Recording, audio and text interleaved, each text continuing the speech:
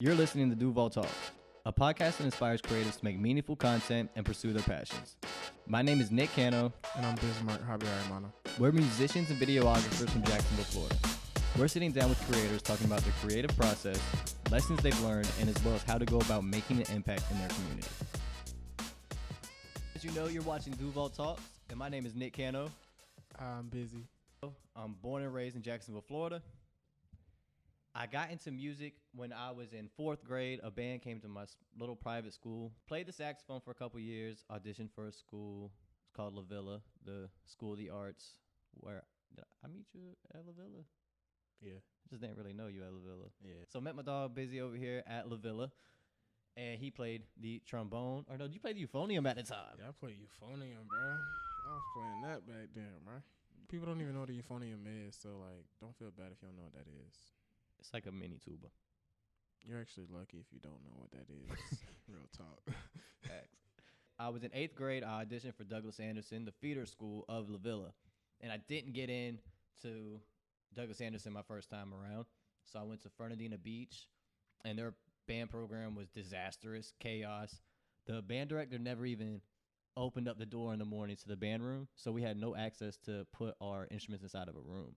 People would leave their instruments outside in the cases all day. When I would carry mine around in my case to every single class, to the last class of the day, which was band. I was very upset with this band, but I was determined to practice every day when I got home to get into DA for the following year, which was great. But I actually dropped out of the band program there 5 weeks into the year, and blame you, bro. I joined culinary. I did culinary. I got my first job when I was in 7th grade as a dishwasher. So I was already in the restaurant. See, I auditioned for Douglas Anderson again, and thankfully got in my 3rd go around, not even my 2nd go around. Oof. They let me audition halfway again through my through this summer of 8th grade, and was like, "Nah, you're still garbage."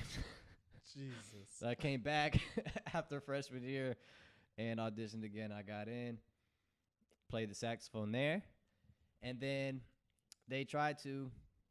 My senior year, my band director pretty much pulled me to the side, as Bismarck knows this one. And he said, you have an option here. These other cats are better than you on the saxophone, and that's why you're not in Wind Symphony. He said, if you would like to be in Wind Symphony and not symphonic band, I need you to play the contrabassoon. Let them know what Wind Symphony and symphonic band is like. Let them know the levels and all that. Thank you. I didn't even think about that. So at our school, there was 3 levels of band. You had beginner band, symphonic band, and Wind Symphony. And everybody, of course, wanted to be in Wind Symphony. You got to travel the most, do the most. And so I really wanted to be in Wind Symphony, so I took the sacrifice of playing the contrabassoon. And obviously, just like the euphonium, if you don't know what that is, don't even worry about it, sweetheart. Don't even worry about it, because you probably never seen one. You probably will never see one unless you go to symphonies. But I was, for the first 9 weeks of the school, I was in a practice room by myself trying to teach myself this instrument that I just couldn't figure the fuck out. Yeah, they literally handed it to him and said, have fun. Yeah, man, that shit was not it. That shit was not, it was a experience, and I wouldn't take it back for anything, don't get me wrong, but it was one hell of a fucking experience. So, got done with that, but when I graduated high school, I went to college for 1 day, and they pulled me into the office and said I had to pay for my classes and my books and everything, and I said, all right. That's a wrap. And I decided college wasn't for me. I was like, would I go in debt for school, or would I go into debt for my dreams? So that's when I took that year pretty much of being graduated from high school, my first year. Everyone's going to college and shit. And I was like, I just got to figure this shit out. I already had a music room in my house where I built a little rigged up studio, nothing crazy at all. But that's when I decided to get a personal loan. Start buying studio equipment, start buying camera equipment, and teaching myself skills to make money. I still work at a restaurant currently, and that's what I'm trying to currently get out of.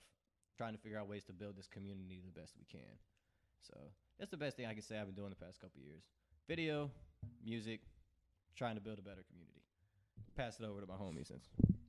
Hell yeah. My name is Bismarck Habiarimana, but I go by Bizzie. I first got into music in 3rd grade. I actually started band with Simpo, our homie, and another homie of ours, TJ. We all started out in third grade in band class together. Somehow went to middle and high school together. We all went to La Villa and then Douglas Anderson.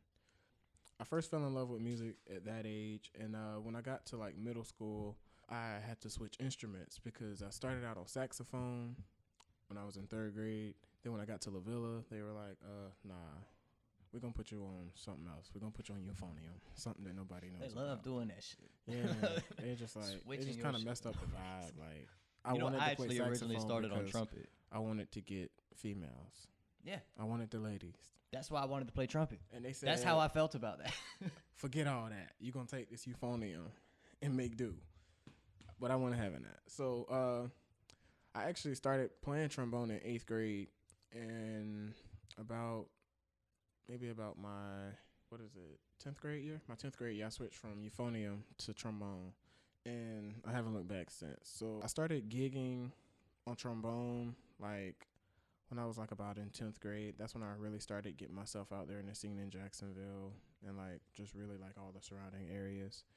After graduating Douglas Anderson, I started college at University of North Florida, pursuing a jazz trombone degree and still pursuing it. Just like Nick, growing up in Duval, being around a bunch of creatives, like going through that whole La Villa, DA, like whole culture, it kind of like really made me really want to pursue the arts as a career. Well, I mean, it's that the people that you get to be around in that community, especially, that what a lot of people don't know, we didn't have sports. Yeah, we didn't have sports. It was kind of boof. So it was either you were a dancer, you were a creative writer, or a musician. You have acting, theater, musical theater. They even have like production. Yeah. Oh, they have everything. I mean, we barely had gym. We had a gym, but it was not used like a gym should be used. And then they used our gym for classrooms that didn't have ceilings. Yep. They built like 8 classrooms inside of our gym pretty much. But they didn't put a ceiling for on no it, reason. so it's like you could hear all the other classrooms inside the one ceiling. For no good reason. No good fucking No good reason. But yeah, being in that community, I think it definitely it pushes you into a different element of what you think you can do with life, or what you know you can do with life. Definitely. So I mean, and now getting into the subject of now that people know who we are, and like Jacksonville, there is a huge creative community here in Jacksonville that so many people don't even know about, and people want to leave here to go somewhere else to start be in a creative community. And what we're ultimately trying to eliminate here is, why can't we have the creative community that people want to come to? I want to ultimately make the LA motherfuckers want to come to Jacksonville. You know what I'm saying? That's the goal. What's popping in Duval? Exactly. Let's talk about the decline of downtown Jacksonville. You know,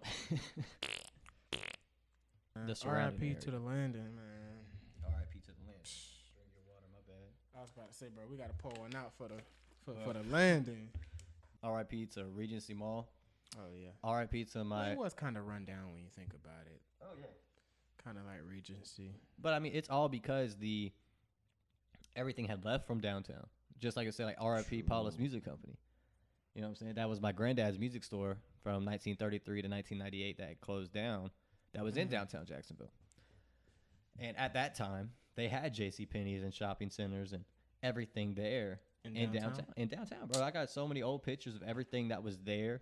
And all the concerts that were being, like, literally, you could walk downtown and walk into diners, shopping stores, get your hair cut, any of that shit. And now you can't even, it's fucking, I'm honestly, you know, like Hobo Central in downtown, to be honest. That's where all the homeless people are in downtown. And that's because that's where the Salvation Army, the Goodwill, White Missions, all that shit is in downtown. So that's the reason for that. And I think for there to be a pop in Jacksonville and downtown, all the attractions have to come at one time, and that's the hardest part about doing it. You can't add just one store to downtown and expect people to start traveling out their way to go to it, because the reason they don't do that is because we have now built Town Center, River City, avenues, so where everyone has their own section of town. Orange Park Mall. Facts. Everyone has their own mall, own shopping center on each side of town, so it's, why would you come to downtown? So now it's cool.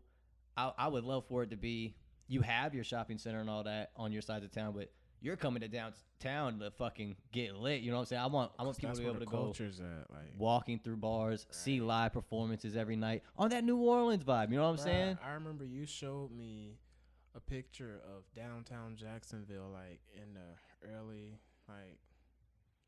part of the 20th century, and like it looked like it was like a picture of like New Orleans or something, because like it really looked like it was popping. We were like, gonna be named Hollywood. Dang. You remember that? Yeah. And then obviously you have the fire of 1901, which ruined a lot. Great fire. Yeah. I mean, honestly, Jacksonville was doing so good for a long time, but since it's such a big city, everything got so spread out, and now we're left with just abandoned buildings that are being run down or torn down. Too many of those. Too many. And it's like, and don't tear down the abandoned buildings. You know what I'm saying? We can find creative purposes to reuse them. And that's like one of the people I hopefully want to have on the podcast one day is Stephen Williams, who runs Mapping Jacks. He literally specializes in that. So I think we are getting to it in. No, we're pretty early on, but my camera's going to die. So we're going to kind of wrap this up a little early today for our first podcast episode. But we're not going to wrap up before we get these 5 or so things to do in Jacksonville. Exactly. So every week on Duval Talks, we will be bringing you 5 things to do or 5 places to go that you can go this week in Jacksonville, Florida, to keep your life a little more spiced up. We'll bring out the list real quick because I don't remember all of them. Oh, before people think we are crazy people, social distancing is still a thing. So, you know, when you go to these places, make sure you're wearing your mask. Put a fucking mask on. Please. But anyway. It couldn't be helped. 5 places or 5 things to do in Jacksonville this week. So 5 things, 5 places to go in Jacksonville this week. It is Monday, January 18th. Bismarck, tell him you said you got something going on tonight, right?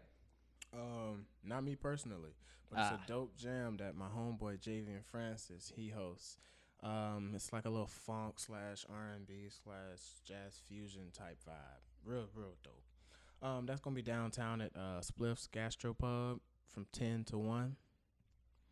You know, if you're trying to go hear some good music, eat some good food, drink some booze, you know, slide on down there.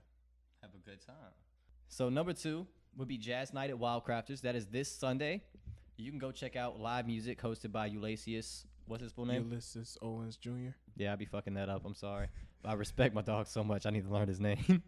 One of the best percussionists out here in Jacksonville. Absolutely.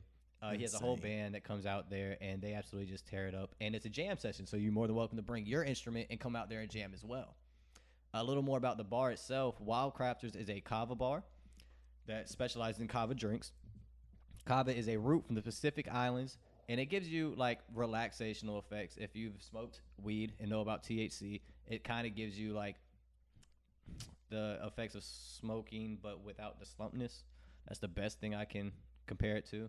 But an amazing place to check out. The only kava bar in Jacksonville, Florida, is a vibe.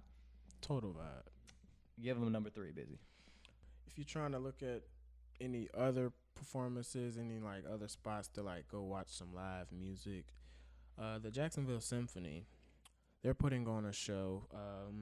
The Florida Blue Masterworks series is presenting Dvorak New World Symphony this Friday and Saturday. Show starting at 7:30 nightly. And if you don't listen to symphony music or you have never heard symphony music live, this is something I strongly recommend going to. Definitely. Live music, there's nothing that compares to it. You may have listened to a classical symphony in your headphones, and it does not do any comparison to what I'm it not is even live. gonna cap, bro. Whenever I go to the symphony and I go see the symphony, I feel like a real intellectual. Like, no, absolutely, I feel that. I feel like I'm on some high society type shit. I hope they bring back around the movie magic stuff that they were doing. They'll like play Harry Potter live. Yeah. You know what I'm saying? Like they'll have the movie playing, and then they'll actually play the soundtrack right below the screen live. That's like, I think that's like a part of their Pops the pop concert series. So when that comes around, I'll definitely be attending. Yeah. And also this Friday, if you're trying to see me play personally, pull up to Jazzy's Restaurant and Lounge in Riverside. From 7:30 to 10:30, I'll be performing with Emmanuel Jackson and Twilight Music. That's like a R&B soul type vibe. So if you're trying to hear some good vibes, come out to Jazzy's. Another place that you can go any day of the week, I believe. I don't think that they're closed any day of the week that I can think of. I should have looked that up. But I know they're open every day till 6 o'clock, and that is Caddyshack Ranch. It is a wildlife sanctuary that I used to volunteer at a long time ago when I was in sixth, seventh, and eighth grade. I would volunteer at this place all the time. They take care of lions, old lions, tigers, all types of things at this wildlife sanctuary. And obviously, it's a sanctuary, so they run off of a lot of donations and having people come through and check out the wildlife. They take lions from. You heard that beep? Yeah, I heard that beep too. Sorry, I had to make sure we were still with you guys. But anyways, Caddyshack Ranch. Check them guys out. They need as much support as they can get, and it's probably the closest experience you could have to being next to an actual lion or tiger. I've never heard of Caddyshack Ranch, but that sounds really cool. Bro, it's so much fun. But it's cool to go out there and just check it out. Even the volunteer out there, because when you volunteer, you get to work up and close with animals and shit. Like, they'll let you feed them. You know what I'm saying? Like, give them a whole fucking chicken or something. Yeah. You know, so it's a lot of fun. That sounds like that was 4, that was 5. All right, and let's put one to grow on. Right. You want to tell them a little bit about, choose one of those. Man, I don't know if our listeners know about acai bowls, but boy, if you don't know, and even if you do know, I'm gonna put you on. Go to Vail. Vail is so good. Oh my gosh, their Bro, they got acai these bowls. vegan meatballs. I'm sorry. I actually just tried the vegan meatballs the other day, bro, with the buffalo cauliflower, and it was bussin'.